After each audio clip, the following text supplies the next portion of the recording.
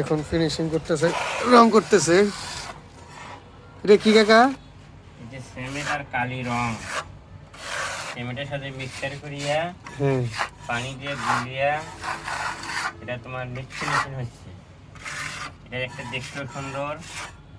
আর এটা হলো গাছের বাগান হবে। এই গাছের বাগানে পানি দেওয়া পড়বে, জল দেওয়া পড়বে, তাই ড্যাম ধরবে না।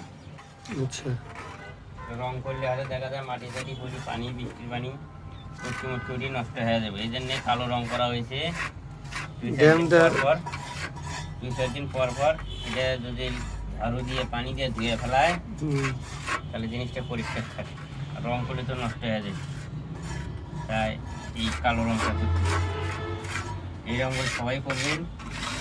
গাছের গাছগাছালি, ফুল গাছ, অনেক সবজির গাছ লাগালে আর কি দেখতে সুন্দর, সব দিক দিয়ে ভালো লাগবে।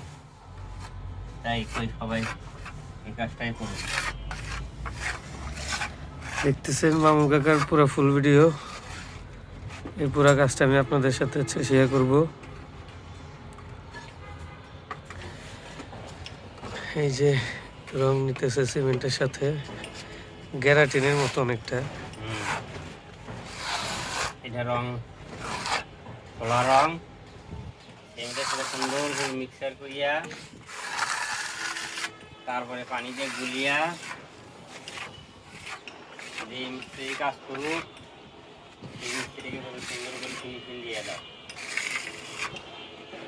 আরও আছে ডিজাইনের কাজ।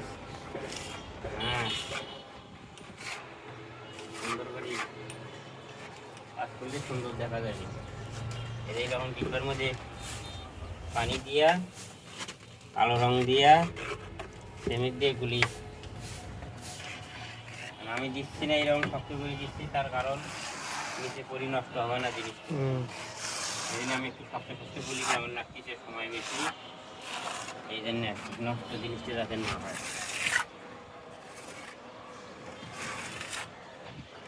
কাজ করার আগে সুন্দর করে বুঝিয়ে তারপরে কাজটা করাই যাবে।